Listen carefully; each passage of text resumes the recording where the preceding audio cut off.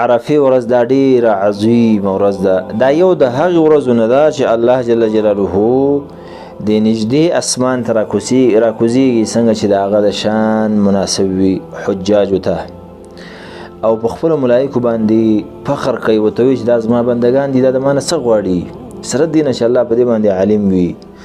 او بیا وایي چې ای زما بندګانو ما تاسو څه بخښنه وکړه، تاسو ما معاف کړئ. لیکن دا عظیم ورځ ده، خو هر یو سړی خو حج ته تللی نشي، دا توفیق هر چاته نه ورکړی شوی. د په دې وجه باندې چې الله رب العالمین ډېر عظیم ذات دی او رحمتونه ډېر زیات دي، نو هغه مسلمانان چې په دغه فریضه کې هغې برخه نه وي اخیستې، د هغې دپاره یو عظیم فرصت او یو چانس د لوی ثواب ګرځولی دی.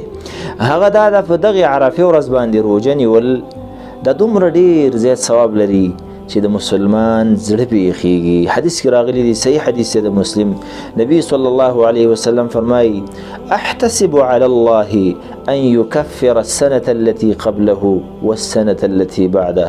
الله اکبر. وایي زه د الله نه امید لرم، د خپل رب نه امید لرم چې په دې روژه باندې الله جل جلاله مسلمان ته د 2 کالو ګناهونه معاف کړي، یو د تیر شوي کال او یو د راروان کال. عزتمندو د دې تصور تاسو وکئ نو ډېر به مسلمان خوشحاله شي.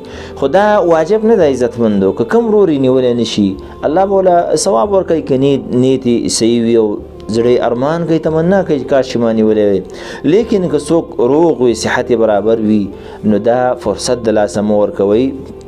دا په کال کې یو ځل تکراریږي، بل کال ته موږ او تاسو رسیږو که نه رسیږو الله دې ټولو ورسوي، لیکن کال کې دا یو ځل چانس دی باید چې مسلمان ورور خراب نه کړي.